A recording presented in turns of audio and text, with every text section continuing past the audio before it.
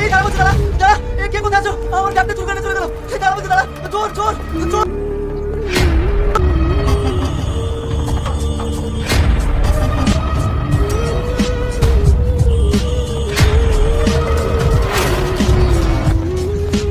এই তো আমার ব্যাগ। তুই করে বলো না মা শালাকে।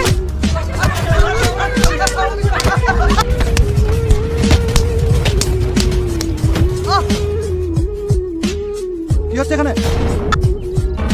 স্যার তো মারা গেছে। কনস্টেবল একে অ্যারেস্ট করো, নিজের হাতে আইন তুলে নাও। স্যার স্যার আমার একটা কথা শুনুন।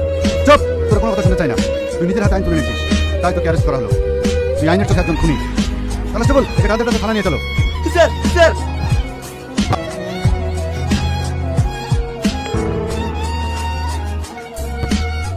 তুই অপরাধী, আমি আজ 12টা বছর ছিল।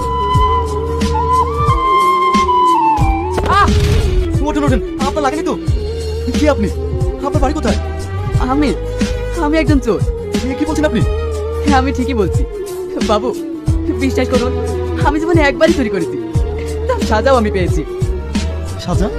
আপনি তো কি বলছেন? আমি তো কিছুই বুঝতে পারছি না। কি করে পারবেন বাবু, আজ থেকে 12 বছর আগে। চোর চোর চোর! এই দাঁড়া বলছি, দাঁড়া। এই তো আমার ব্যাগ।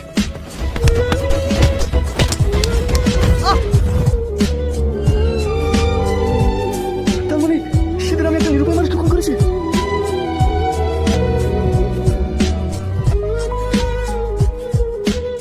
শ্রাবণী, ভাই ভাই তুমি যাওয়ার পরে সব শেষ হয়ে গেছে, আব্বা বেঁচে না। সব ঠিক আছে। শ্রাবণী, এটা কি বলছিস তুই?